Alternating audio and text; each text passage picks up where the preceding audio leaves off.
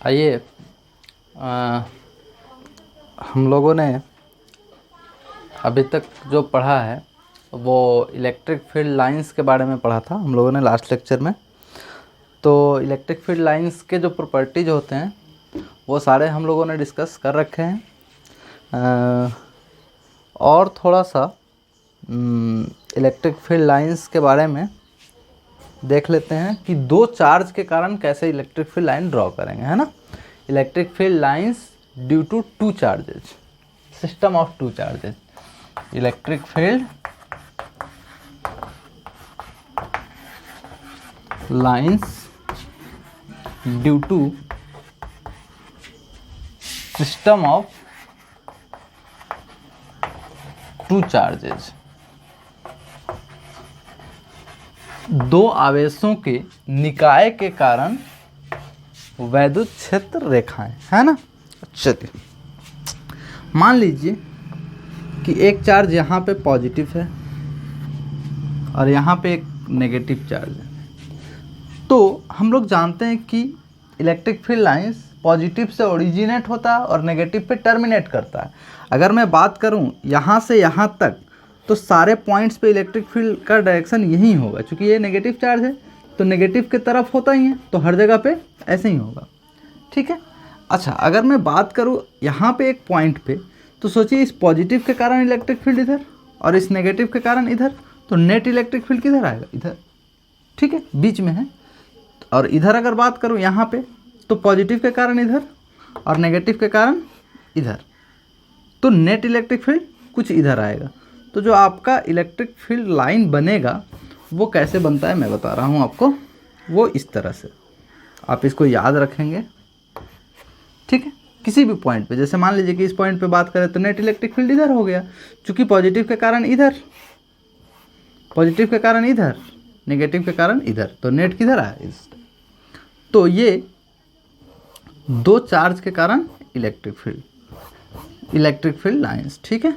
आइए इधर फिर ऐसे, ये आप याद ही रखेंगे।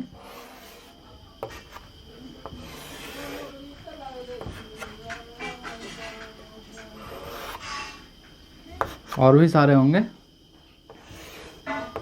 बहुत सारे निकलेंगे पॉजिटिव से और टर्मिनेट करेंगे नेगेटिव पे, ठीक है।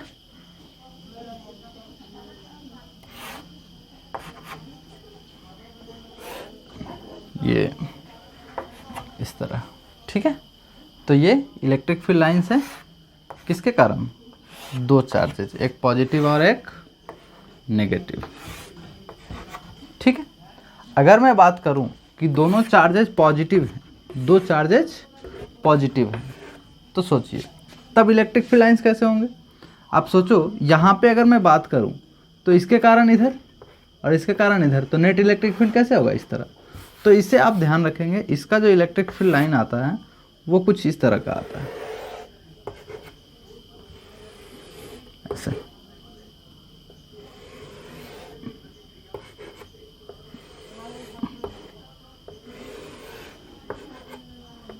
ठीक है, ये इलेक्ट्रिक फील्ड लाइंस हैं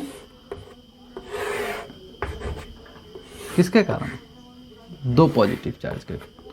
अगर दो नेगेटिव चार्ज होगा तब कैसा होगा, तो भी ये स्टेप तो यही होगा, बस एरो का डायरेक्शन बदल जाएगा, बस वो चार्ज की तरफ होगा, है ना, टर्मिनेट कर रहा होगा। तो इसे आप नोट कीजिए स्क्रीन पॉज करके। अब हम बात करेंगे कांस्टेंट इलेक्ट्रिक फील्ड की, ठीक है। कांस्टेंट इलेक्ट्रिक फील्ड, ठीक है, या फिर यूनिफॉर्म इलेक्ट्रिक फील्ड, हिंदी क्या हो जाएगा, नियत वैद्युत क्षेत्र या एक समान वैद्युत क्षेत्र। ये क्या होता है, अगर किसी भी रीजन में, किसी भी किसी भी क्षेत्र में अगर इलेक्ट्रिक फील्ड का वैल्यू कांस्टेंट हो, सेम हो, तो उसे हम लोग बोलते हैं constant electric field. If electric field in a region has a constant value, then electric field of that region is called uniform electric field और कांस्टेंट इलेक्ट्रिक फील्ड। किसी भी क्षेत्र में अगर इलेक्ट्रिक फील्ड का वैल्यू सेम हो, हर point पे सेम हो, तो उसे हम लोग क्या बोलेंगे, कांस्टेंट इलेक्ट्रिक फील्ड। क्या ऐसा पॉसिबल है? तो हाँ, बिल्कुल पॉसिबल है। जैसे याद कीजिए, हम लोग इनफाइनाइट सीट के कारण इलेक्ट्रिक फील्ड पढ़े थे। तो इनफाइनाइट सीट के कारण जो इलेक्ट्रिक फील्ड आया था वो कितना था, सिग्मा बाई एप्सिलॉन नॉट। देखिए इसमें कहीं पे भी एक्स का जिक्र है नहीं है, ये सिग्मा कांस्टेंट था, एप्सिलॉन नॉट कांस्टेंट था। तो जो नेट इलेक्ट्रिक फील्ड इस इनफाइनाइट सीट के कारण था वो क्या था, कांस्टेंट था। ठीक है, तो इसलिए हम लोग इस पर चर्चा करते हैं कांस्टेंट इलेक्ट्रिक फील्ड का। तो हम लोग क्या बोलेंगे, if electric field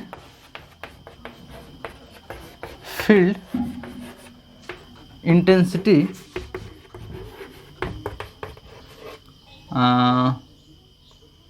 at each point in a region is same, then this region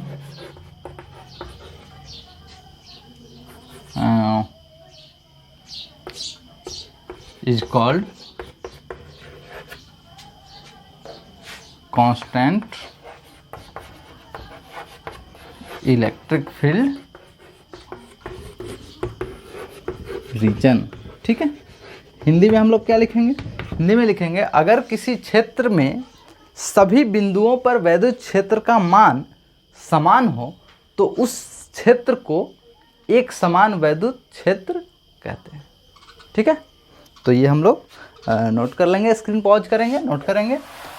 और इसे डिनोट कैसे करेंगे, इसे रिप्रेजेंट कैसे करेंगे इलेक्ट्रिक फील्ड लाइन के द्वारा, वो समझते हैं थोड़ा सा। तो अपन इलेक्ट्रिक फील्ड लाइंस के बारे में पढ़ चुके हैं। इलेक्ट्रिक फील्ड लाइंस में हम लोग ये भी पढ़े थे कि अगर किसी भी जगह पे इलेक्ट्रिक फील्ड का वैल्यू ज़्यादा है तो वहाँ पे इलेक्ट्रिक फील्ड लाइंस का डेंसिटी ज़्यादा होगा। अगर इलेक्ट्रिक फील्ड इंटेंसिटी का वैल्यू कम है तो वहाँ पे इलेक्ट्रिक फील्ड लाइंस का डेंसिटी कम होगा। मतलब वहाँ पे जहाँ पे इलेक्ट्रिक फील्ड कम है वहाँ पे जो लाइंस के डेंसिटी होंगे, मतलब लाइन थोड़ा सा दूर दूर होंगे, डेंसिटी कम होगा। ठीक है, तो यार यहाँ पे तो हर जगह पे इलेक्ट्रिक फील्ड कांस्टेंट है, इसका मतलब हर जगह पे डेंसिटी सेम है, मतलब इलेक्ट्रिक फील्ड लाइंस पैरेलल होंगे। कैसे होंगे, आप देखिए तो हर जगह पे इलेक्ट्रिक फील्ड लाइंस का जो डेंसिटी है वो कांस्टेंट है। अगर हम पर्टिकुलर इतना एरिया में बात करें तो यहाँ पे 4 इलेक्ट्रिक फील्ड है तो इधर भी 4 इलेक्ट्रिक फील्ड, मतलब ये जो रीजन है, ये रीजन को हम लोग बोल सकते हैं कांस्टेंट इलेक्ट्रिक फील्ड। इसे हम लोग क्या बोलेंगे, कांस्टेंट इलेक्ट्रिक फील्ड। इसे हम लोग क्या बोलेंगे, कांस्टेंट इलेक्ट्रिक फील्ड। ठीक है, तो कांस्टेंट इलेक्ट्रिक फील्ड में जो इलेक्ट्रिक फील्ड लाइंस होते हैं वो कैसे होते हैं, पैरेलल होते हैं। ठीक है, तो ये तो थी जानकारी किसकी, कांस्टेंट इलेक्ट्रिक फील्ड को। कांस्टेंट इलेक्ट्रिक फील्ड को हम लोग रिप्रेजेंट कैसे करते हैं, तो पैरेलल इलेक्ट्रिक फील्ड लाइन से करते हैं। ठीक है, अब हम देखते हैं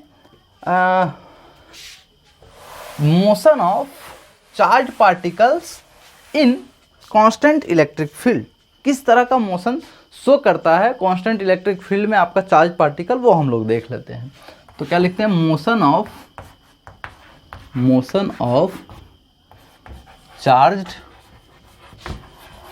particles in constant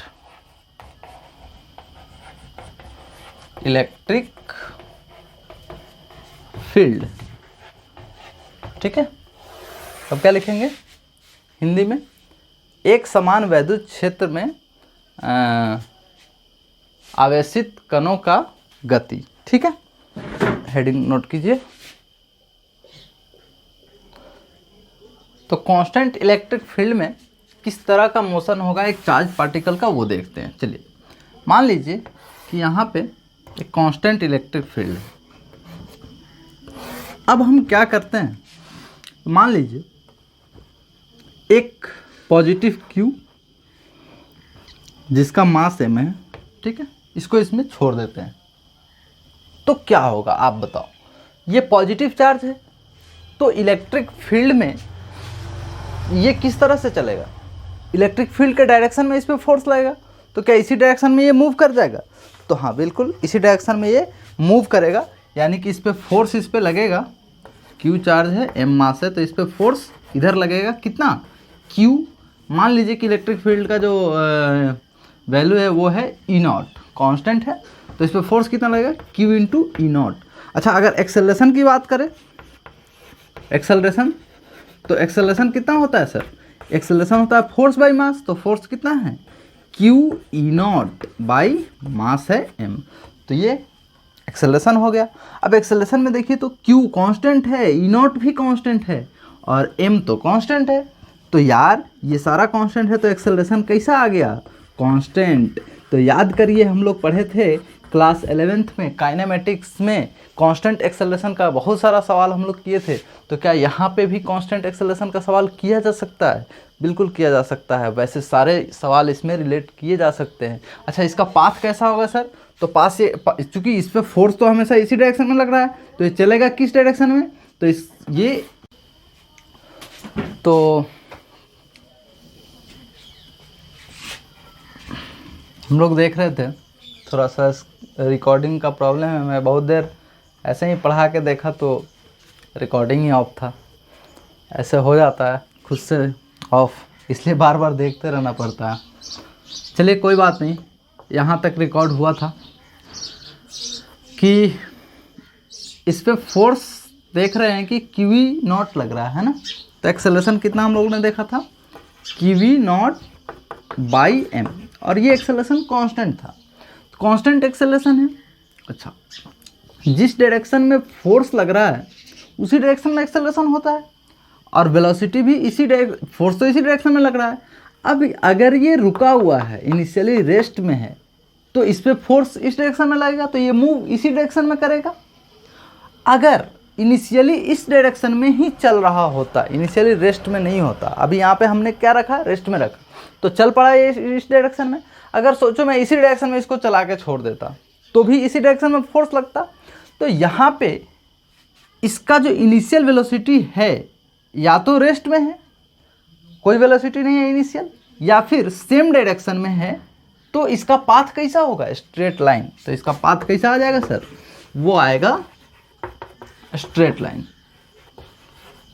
straight line, ठीक है, सरल रेखा। अच्छा मान लीजिए कि अगर मैं एक्सेलरेशन तो इसका इस डायरेक्शन में फोर्स है, ये प्लस Q है, और इसको मैं इस डायरेक्शन में इनिशियल वेलोसिटी दे देता, फोर्स तो इस डायरेक्शन में लग रहा है, एक्सेलरेशन इधर लग रहा है और इनिशियल वेलोसिटी इधर है, तो सोचो क्या होगा, इनिशियल वेलोसिटी इधर है और एक्सेलरेशन चूंकि उस डायरेक्शन में है तो इसके स्पीड को क्या करेगा, स्लो डाउन करेगा, लेकिन चलेगा तो स्ट्रेट लाइन ही पाथ पे। तो इस केस में भी कैसा पाथ होगा, स्ट्रेट लाइन। तो हमने क्या देखा कि अगर कांस्टेंट फोर्स हो, फोर्स कैसा हो, कांस्टेंट हो, और एक्सेलरेशन के ही डायरेक्शन में इनिशियल वेलोसिटी हो, या फिर एक्सेलरेशन के अपोजिट डायरेक्शन में इनिशियल वेलोसिटी हो, या फिर इनिशियल वेलोसिटी 0 हो, तो पाथ कैसा आता है, स्ट्रेट लाइन, ठीक है। अच्छा दूसरा वहीं देखें कि कांस्टेंट फोर्स हो, यही है, यही सीन है, इलेक्ट्रिक फील्ड कांस्टेंट है तो फोर्स भी कांस्टेंट होगा, इलेक्ट्रिक फील्ड कांस्टेंट है तो फोर्स भी यहाँ पे कांस्टेंट होगा। आइए सेम सीन में देखें, यहाँ पे E0 इलेक्ट्रिक फील्ड है और मैं Q को इस तरह से फेंक रहा हूँ ऊपर, Q चार्ज को इनिशियल वेलोसिटी ऐसे दे रहा हूँ, तो क्या होगा, इसका पाथ कैसा होगा, सोचिए तो। ये इनिशियली तो चला इधर है, लेकिन फोर्स E इधर लग रहा है तो इसको मुड़ाएगा ऐसे, ये सेम कैसा हो गया, सोचिए आप। जैसे मान लीजिए कि इसको अगर हम ऐसे कर दें, ऐसे मोड़े तो नीचे की तरफ इलेक्ट्रिक फील्ड। अब याद करें कि जब अपन लोग पढ़ रहे थे काइनेमेटिक्स तो उसमें हम लोगों ने पढ़ा था एक्सेलरेशन ड्यू टू ग्रेविटी। उसमें क्या होता था कि ग्रेविटेशनल फोर्स हमेशा नीचे की तरफ लगता था इस तरह से, और अगर एक टावर से हम किसी बॉल को फेंकते थे तो इस पर फोर्स नीचे लग रहा है, इसके कारण ये कैसे जाके मुड़ता था, यहाँ पे आके ग्राउंड पे गिरता था। तो सोचिए इसका भी पाथ ऐसा हो जाएगा। तो इस पाथ को हम लोग बोलते हैं पैराबोलिक पाथ, ठीक है, परवलयाकार। तो ध्यान रखिएगा कि अगर फोर्स कांस्टेंट है, फोर्स कैसा है, कांस्टेंट है, इनिशियल वेलोसिटी या जीरो है, नहीं तो एक्सेलरेशन के पैरेलल हो या एंटी पैरेलल हो, तो पाथ कैसा होगा, स्ट्रेट लाइन। अगर ऐसा नहीं है, पैरेलल भी नहीं है, एंटी पैरेलल भी नहीं है, इनिशियल वेलोसिटी जीरो भी नहीं है, तो इसका पाथ कैसा होगा, पैराबोलिक। ठीक है, कब, जब फोर्स कांस्टेंट हो। तो इस बात को आप लोग नोट कर लेंगे, कैसे, ये भी फिगर बना लेंगे। और देखिए कैसे लिखना है इसको, ऐसे लिखिएगा, कांस्टेंट फोर्स। ठीक है, फोर्स कैसा हो, कांस्टेंट, और इनिशियल वेलोसिटी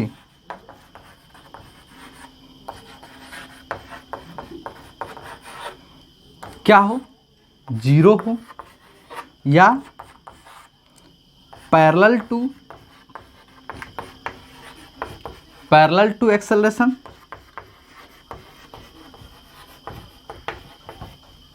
या एंटी पैरेलल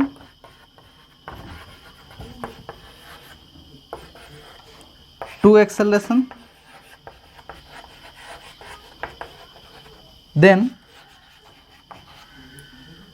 यहाँ पे इफ लगा लीजिए, if initial velocity zero, parallel to acceleration, anti parallel to the acceleration, then velocity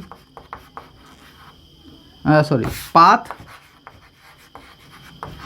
of particle will be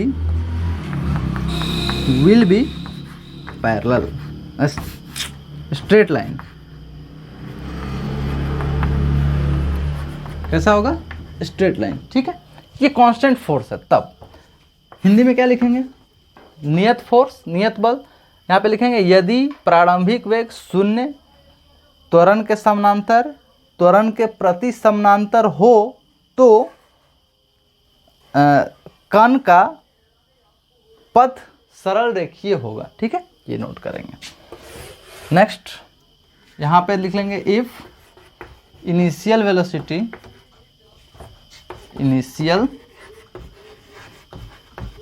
velocity is not zero, दूसरा पैरेलल टू द एक्सेलरेशन, तीसरा anti parallel to the acceleration, then the path of particle will be parabolic। ठीक है, हिंदी में क्या लिखेंगे, यदि कण का प्रारंभिक वेग शून्य, त्वरण के समानांतर, त्वरण के प्रति समानांतर नहीं हो, इसमें हो, इसमें नहीं हो, तो कण का पथ पैराबोलिक होगा, है ना, यानी परवलयाकार होगा। क्लियर है, तो इसको नोट करिए। बार बार मुझे देखते रहना पड़ता है कि रिकॉर्डिंग हो रही है कि नहीं हो रही है।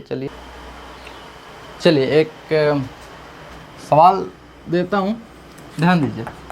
मान लीजिए कि आपको फोर्स दे दूँ ऐसे 3i cap plus 6j cap. ठीक है, ये फोर्स है। और इनिशियल वेलोसिटी दे दूँ, मान लीजिए i cap plus j cap, और आपको मास दे दूँ कुछ भी 1 kg, और आपसे बोलूँ कि बताइए इसका पाथ कैसा होगा। Path will be first straight line,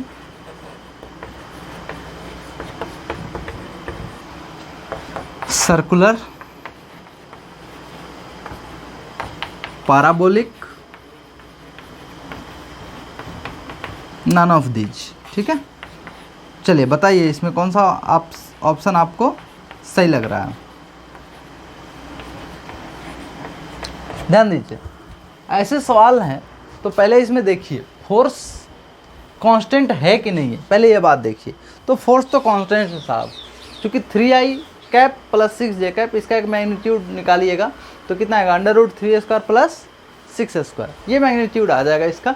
तो ये तो कांस्टेंट है, फोर्स तो कांस्टेंट है।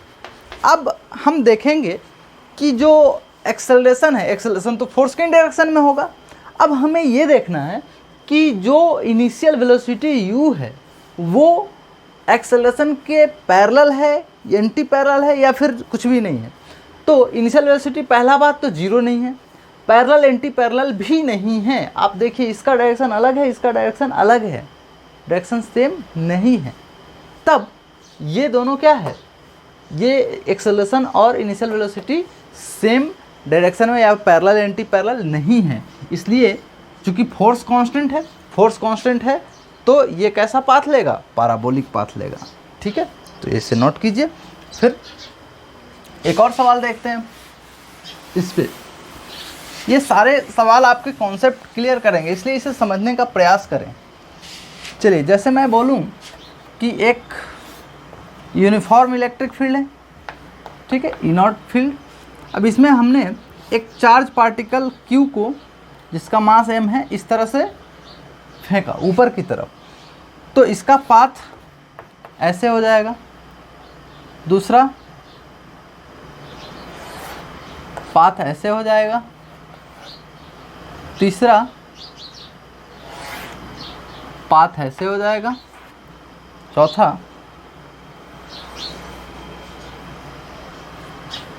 पैराबोलिक, ये भी पैराबोलिक है, ऐसे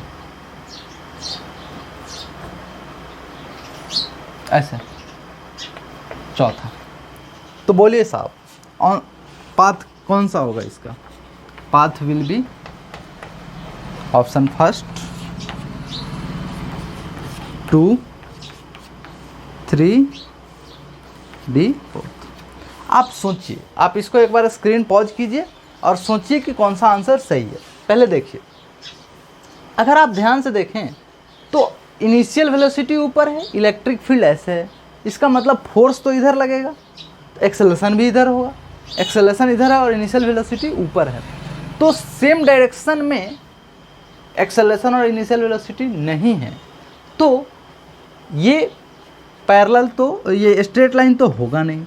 अच्छा, चूंकि फोर्स उस डायरेक्शन में लग रहा है तो इस डायरेक्शन में पार्टिकल जा ही नहीं सकता है, तो ये भी नहीं होगा। अब मेरा सवाल आके अटकता है दो पॉइंट्स पे कि अब इन दोनों में कौन सा सही है। इन दोनों में कौन सा सही है ये कैसे देखें? तो सोचिए, अगर मैं इसको ऐसे बना लूँ, इस तरह से,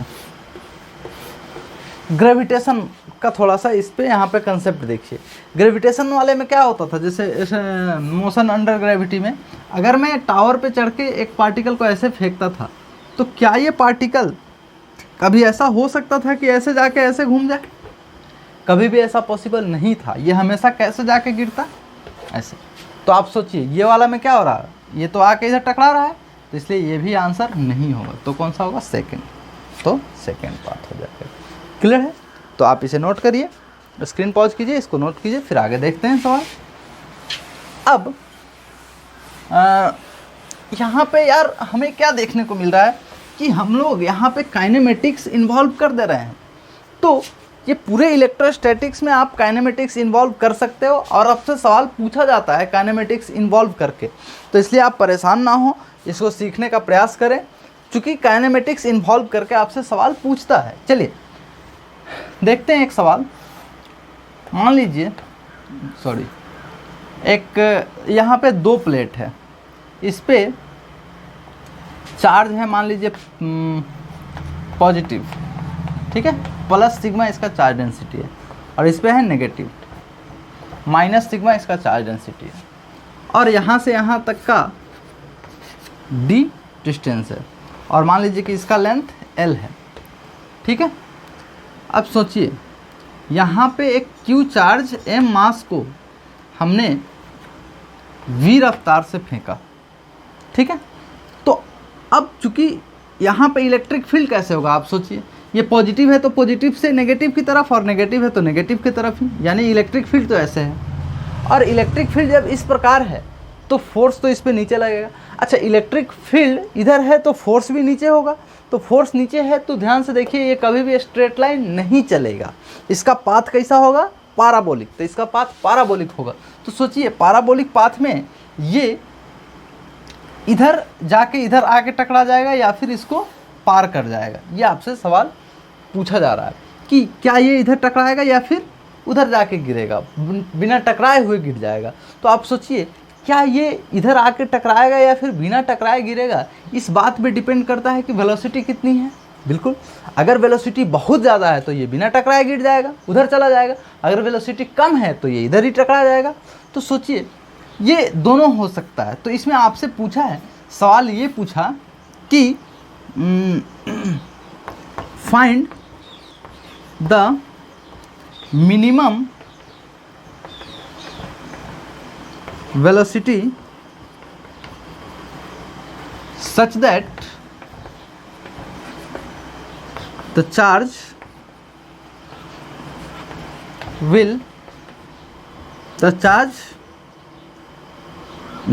do not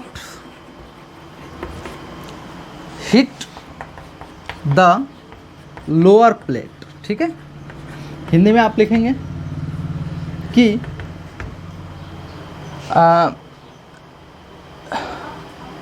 वेलोसिटी, वेग का इनिशियल वेलोसिटी इसमें लगा लीजिए, इनिशियल वेलोसिटी। ठीक है, प्रारंभिक वेग का वह न्यूनतम मान ज्ञात करें ताकि आवेश नीचे वाले प्लेट से ना टकराए। ठीक है, तो यानी प्लेट को पार कर जाना चाहिए, इधर आ जाना चाहिए। तो सोचिए, याद करिए जब हम लोग पढ़ते थे प्रोजेक्टाइल मोशन, तो यहाँ से अगर किसी भी पार्टिकल को ऐसे फेंकते थे तो ये वाला चीज़ होता था रेंज r। ठीक है, और यहाँ से ये मिड पॉइंट पे रखा हुआ है, ये d/2 डिस्टेंस पे। तो अगर ये डिस्टेंस h होता था तो ये रेंज जो हम लोग लिखते थे, याद करिएगा, कॉपी खोल के देखिएगा 11th क्लास का, तो जो रेंज आता था वो कितना होता था, इनिशियल वेलोसिटी u√2h/g। ठीक है, यही होता था, ये हमारा क्या होता था, रेंज। ठीक है, ऐसे केस में जब हम प्रोजेक्टाइल को वैसे फेंकते थे, इस तरह से इनिशियल रफ्तार u से फेंकते थे। तो अब सोचिए यहाँ पे तो g नहीं है, यहाँ पे g नहीं है, g नेगलेक्ट करना है आपको, ऐसे लिखिएगा, क्वेश्चन में ही लिख लीजिएगा, नेगलेक्ट ग्रेविटी। ग्रेविटी को आपको कंसीडर नहीं करना है, इसलिए जी वाला इसमें कोई भी बात नहीं आएगा। तो सोचिए जी बेसिकली होता क्या था, ये तो एक्सेलरेशन ही होता था ना भाई। ये क्या होता था, एक्सेलरेशन। तो यहाँ पे भी हम लोग एक्सेलरेशन निकाल लेंगे, एक्सेलरेशन निकाल के काम कर लेंगे। तो चलिए यहाँ पे पहले बात करते हैं एक्सेलरेशन का। तो यार इलेक्ट्रिक फील्ड, तो यहाँ पे आपका सिग्मा है आपका, इसका चार्ज, और इसका चार्ज क्या है, माइनस सिग्मा। तो सोचिए यहाँ पे जो इलेक्ट्रिक फील्ड ई है, वो इलेक्ट्रिक फील्ड इस प्लस वाले के कारण नीचे की तरफ कितना, चूँकि अब चलो ठीक है ई मान लेते हैं, ई ही कर लो, वहाँ पे हम लोग बाद में जाएंगे जब कैपेसिटर पढ़ेंगे तो, है ना, कैपेसिटर में इसी टाइप का सेटअप आएगा। तो चलिए अभी हम लोग इलेक्ट्रिक फील्ड कितना मान लेते हैं, ई इलेक्ट्रिक फील्ड है, तो फोर्स कितना हो जाएगा, क्यू। तो एक्सेलरेशन कितना होगा, एक्सेलरेशन होगा QE/m। तो एक्सेलरेशन हो गया QE/m। अच्छा, वहाँ पे g के जगह पे क्या आ जाएगा, एक्सेलरेशन। अब यार ये आपका जो रेंज, ये जो पार करके जो रेंज चलेगा, क्या उस रेंज का वैल्यू इस L से बड़ा होना चाहिए। आप सोचो, अगर जो मेरा रेंज ये वाला वैल्यू जो R का आ रहा है, अगर R L से बड़ा हो तो बाहर जाके गिरेगा, अगर L से छोटा होगा तो इधर ही आके गिरेगा। तो हमें तो बोला जा रहा है कि इसको स्ट्राइक नहीं करना है, then R should be greater than L। तो यहाँ पे R should be greater than L होना चाहिए। तो R का वैल्यू कितना है, तो इनिशियल वेलोसिटी यहाँ पे v है, तो v√2h कितना है, h है d/2, कितना हाइट पे है, d/2 पे, d/2, और g के जगह पे कितना है, QE/m। ठीक है, 2 से 2 कैंसिल आउट, m चला जाएगा ऊपर, तो क्या हो जाएगा, ग्रेटर देन L। तो यहाँ से सोचिए v√2 M D by Q V greater than L. तो यहाँ से अगर हम भेजेंगे तो v greater than L Q V by M D, this is the answer. बस यार मेन जो बात है वो आपका कंसेप्ट क्लियर होना चाहिए। अगर कंसेप्ट आपका क्लियर है then there will no problem, ठीक है। अगर कंसेप्ट क्लियर नहीं है तो आप सवाल नहीं कर पाओगे, ठीक है। तो चलिए स्क्रीन पॉज कीजिए और इसे नोट कीजिए। चलिए एक और सवाल देखते हैं। मान लीजिए कि ये स्प्रिंग है, ठीक है।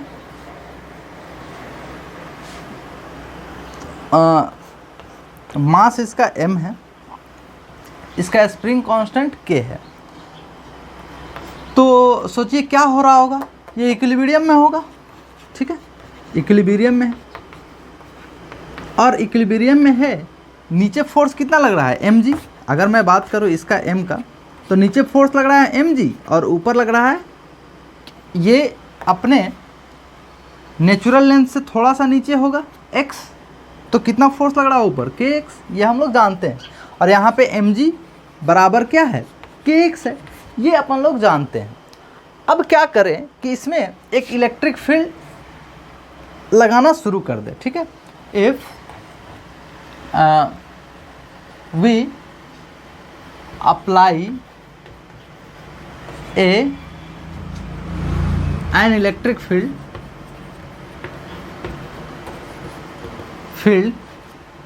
ई नॉट, ठीक है, कांस्टेंट इलेक्ट्रिक फील्ड है ई नॉट, डाउनवर्ड्स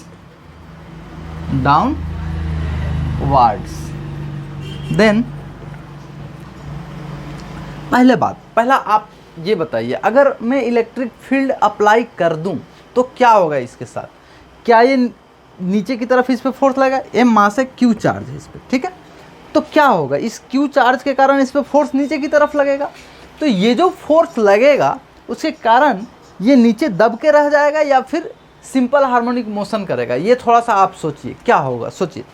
चलिए मिलके दिमाग लगाते हैं थोड़ा सा, क्या होगा आइए। तो यार ये यहाँ से जब नीचे की तरफ इलेक्ट्रिक फील्ड हम लोग अप्लाई किए तो ये नीचे की तरफ चला, नीचे की तरफ जब बढ़ा तो सोचिए क्या हुआ, ऊपर की तरफ फोर्स कितना है kx। और जैसे जैसे ये नीचे की तरफ आना शुरू हुआ तो नीचे जो फोर्स लग रहा है वो कितना है, mg तो लग ही रहा है, अब प्लस q ई नॉट नीचे की तरफ फोर्स लगेगा, नीचे की तरफ फोर्स कितना लगेगा mg plus q E not. अच्छा ऊपर फोर्स लग रहा है kx। अब यार जैसे जैसे x ये बढ़ता जाएगा, आप सोचो ये फोर्स तो नीचे वाला कांस्टेंट है और जैसे जैसे ये नीचे आते जा रहा है, चूँकि q वाला फोर्स ज़्यादा है, अब ये नीचे वाला फोर्स ज़्यादा है तो जिसके कारण ये नीचे आने लगा तो ये x बढ़ने लगा तो ऊपर का भी फोर्स बढ़ने लगा। तो ध्यान दीजिए नीचे एक ज़्यादा फोर्स लग रहा है लेकिन वो कांस्टेंट है और ऊपर जो फोर्स लग रहा है वो धीरे धीरे बढ़ रहा है। तो सोचिए जैसे जैसे नीचे आते जाएगा ऊपर का फोर्स बढ़ते जाएगा और एक समय ऐसा आएगा कि इक्विलिब्रियम पे आ जाएगा। और जब इक्विलिब्रियम पे आएगा तब तक इसके पास कुछ वेलोसिटी आ चुका होगा और जब कुछ वेलोसिटी आ चुका होगा तो क्या ये और नीचे की तरफ जाएगा। अब जब और नीचे की तरफ जाएगा तो फिर और नीचे की तरफ जाएगा।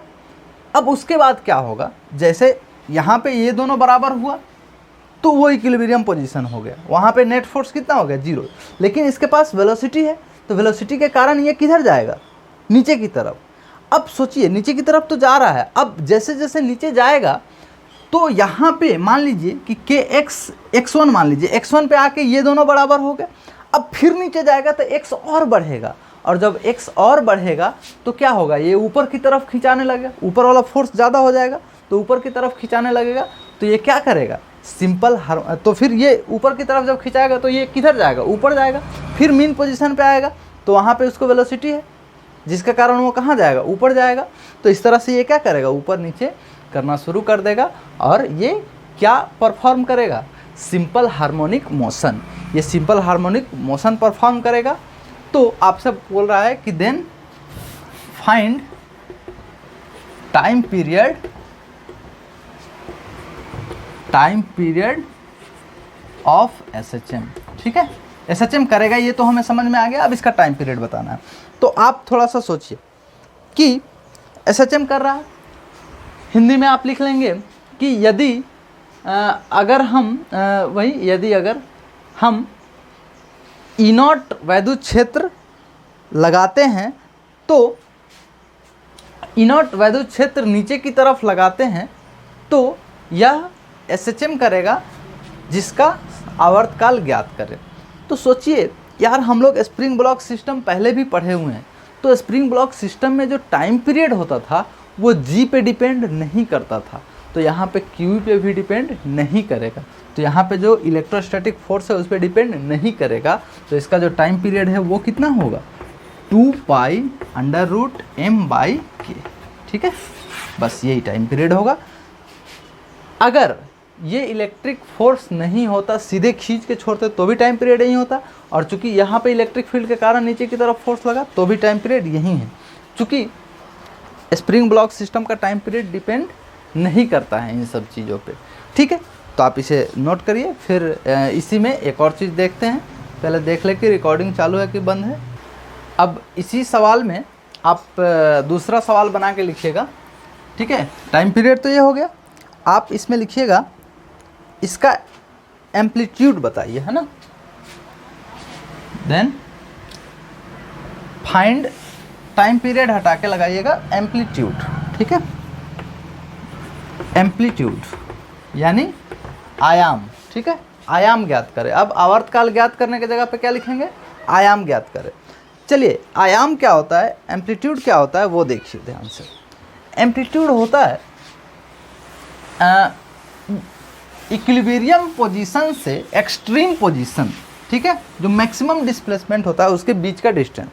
जैसे मान लीजिए कि आपका स्प्रिंग यहाँ पे है, यहाँ पे इक्विलिब्रियम पोजीशन है। ठीक है, अब यहाँ से ये यहाँ तक आया, अब यहाँ से ये वापस हो रहा है, तो दिस इज एम्पलीट्यूड, आयाम।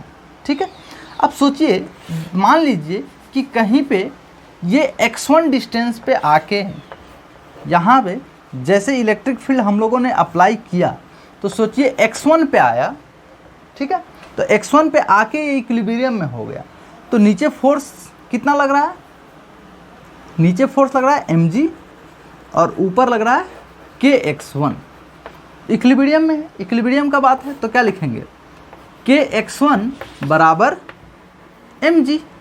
तो x1 बराबर क्या लिखेंगे, mg/k।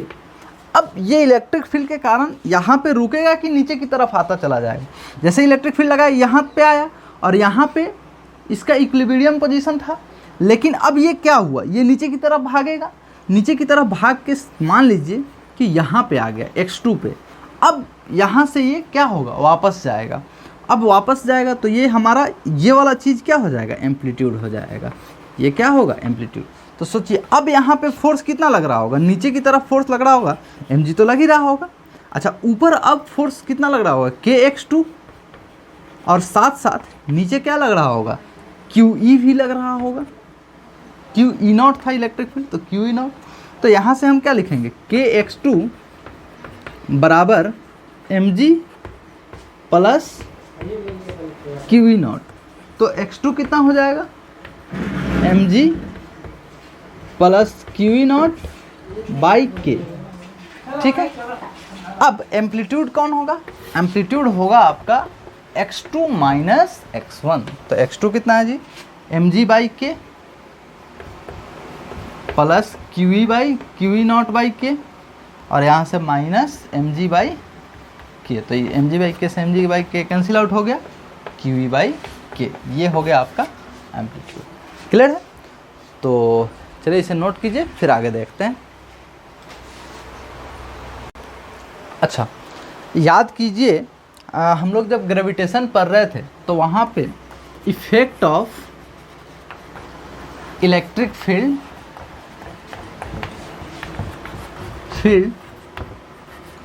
ऑन टाइम पीरियड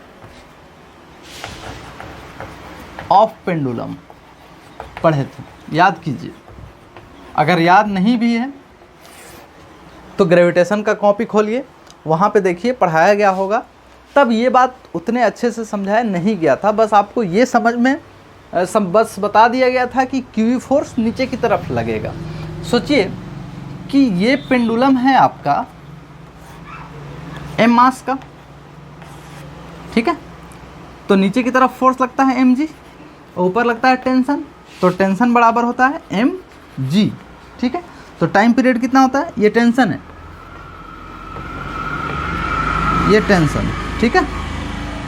तो टाइम पीरियड t जो होता है वो कितना होता है 2 पाई अंडर रूट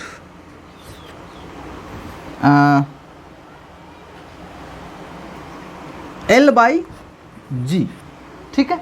ये L है लेंथ ऑफ पेंडुलम, ये होता था। अब बेसिकली यहाँ पे जो G लिखते हैं वो G इफेक्टिव होगा, चूँकि अब ये G बदलेगा, यहाँ पे G नहीं होगा। और G इफेक्टिव कहाँ से लाते हैं, जो टेंशन लिखते हैं ना, वो टेंशन क्या होता है M इंटू G इफेक्टिव। तो सोचिए अगर मैं इलेक्ट्रिक फील्ड नीचे की तरफ अप्लाई कर दूँ, ठीक है, E इलेक्ट्रिक फील्ड, M मास है, Q चार्ज है, L लेंथ है, अब नीचे की तरफ फोर्स तो mg लग ही रहा है और साथ साथ QE भी लग रहा है, तो ऊपर टेंशन T लग गया, तो टेंशन जो आएगा वो कितना होगा बोलिए तो, इसको T डैश बोल देते हैं, इससे समझ में आएगा टेंशन। तो टेंशन कितना हो जाएगा बोलिए mg प्लस QE। अगर हम बात करें तो m कॉमन कर लें तो क्या होगा g plus QE by m। क्या यही g इफेक्टिव होगा, ये वाला g इफेक्टिव होगा? तो टाइम पीरियड जो इसका आएगा वो कितना होगा, t बराबर 2 pi under root L by G effective. तो क्या ऐसे लिखेंगे g plus QE by m। याद कीजिए, जाके कॉपी खोलिए, यही होगा। अच्छा, इसी तरह से जब हम इलेक्ट्रिक फील्ड ऊपर लगाएंगे तो क्या होगा, ये QE फोर्स ऊपर चला जाएगा, तो यहाँ पे क्या आएगा mg माइनस QE, तो क्या आ जाएगा mg minus QE by m। तो यहाँ पे टाइम पीरियड क्या हो जाएगा 2 pi under root L by G minus QE by m, ठीक है। तो ये आप वहाँ पे कॉपी में मैच कर लीजिएगा। और यहाँ पे नीचे इलेक्ट्रिक फील्ड वाला हो ही गया, ऊपर इलेक्ट्रिक फील्ड वाला भी आप खुद से लिख लीजिएगा, ठीक है, ये आपकी ड्यूटी है। अच्छा, और एक काम करें, जैसे मान लीजिए कि पेंडुलम में इस तरह से हमने इलेक्ट्रिक फील्ड लगाया, और इसमें एक और काम कर सकते हैं, इलेक्ट्रिक फील्ड को अपन ऐसे लगा दें। मान लो ये पेंडुलम है, m मास Q चार्ज, इलेक्ट्रिक फील्ड ऐसे लगा दें, ठीक है। तो सोचिए पेंडुलम कैसा हो जाएगा, क्या इस तरह से मुड़ जाएगा m मास, और इधर फोर्स कितना लगेगा QE, और नीचे फोर्स लगेगा mg, ठीक है। अब आपसे बोल रहा है कि टाइम पीरियड निकालिए, क्या होगा। अब सोचिए कि टेंशन तो इसमें ऐसे होगा, T डैश बोलते हैं टेंशन को, और जो इधर इसका फोर्स लग रहा है वो कितना होगा। अब बोलिए तो दोनों परपेंडिकुलर है, तो ये फोर्स कितना हो जाएगा बोलिए under root mg square plus QE square, बोलिए यही होगा। अब टेंशन की बात करें T डैश, तो कितना होगा, m कॉमन लोगे तो m यहाँ से जब कॉमन करोगे तो क्या होगा, m स्क्वायर कॉमन कर लिए, अंडर रूट में ही सारा चीज़ है, तो यहाँ पे बचेगा g square plus QE by m का होल स्क्वायर, यही बचेगा। m को बाहर करोगे तो क्या हो जाएगा, m under root g square plus QE by m का होल स्क्वायर। तो ये क्या हो गया, अब सोचिए यही तो g इफेक्टिव है, ये g इफेक्टिव है, तो T डैश तो हम जानते हैं क्या होता है, T डैश तो यही हो जाएगा, ये किसके बराबर हो जाएगा, T डैश के बराबर। अगर हम टाइम पीरियड लिखे तो क्या लिखेंगे 2 pi under root L by G effective का वैल्यू ये है, तो रख देंगे g square plus QE by m का स्क्वायर, इसका रूट अंडर, ठीक है। तो ये हो जाएगा आंसर। तो यार हम पूरे काइनेमेटिक्स को इलेक्ट्रोस्टैटिक्स से जोड़ सकते हैं, है ना, और जोड़ा जाता है, सवाल पूछा जाता है, तो आपको बस कंसेप्ट पता होना चाहिए, किधर फोर्स लग रहा है, ये सब देख के आपको समझ आना चाहिए, आपका सब कुछ क्लियर होना चाहिए। अगर ऐसा है, सब कुछ क्लियर है, then there will no problem, आपको कोई प्रॉब्लम नहीं होगी, आप सवाल आराम से आसानी से कर सकते हो, ठीक है। तो चलिए आप इतना कंप्लीट कीजिए। आज का लेक्चर थोड़ा सा टफ नहीं, मतलब बोल सकते हो कि बढ़िया था, है ना। तो अगर आप बोर्ड वाले हैं, सिर्फ चाहते हैं बोर्ड, तो शुरू का बस वो पाथ वाला याद रखिएगा, और ये सारे न्यूमेरिकल्स आप छोड़ सकते हो। बोर्ड, सिर्फ बोर्ड के लिए प्रिपरेशन कर रहे हो तो, नहीं तो जेईई मेन, नीट अगर ये सब देना है देन ये सारा चीज़ ज़रूरी है। हो सकता है कि ये सारे कंसेप्चुअल क्वेश्चंस थे और 11th क्लास से रिलेटेड थे, तो आपको हो सकता है कि प्रॉब्लम हो, तो आप मुझे बेहिचक पूछे। और एक बात मैं बता दूं, ऐसा हो सकता है कि वैसे विद्यार्थी इस लेक्चर को देख रहे होंगे जो हमारे इंस्टीट्यूट में नहीं पढ़ रहे हों, तो वो सोच रहे होंगे कि यार मैं तो पढ़ता नहीं हूँ न्यूक्लियस फिजिक्स में, तो कैसे पूछूं सर, पता नहीं बताएंगे नहीं बताएंगे, या फिर फ़ी का डिमांड करेंगे। ऐसा कुछ बात नहीं है।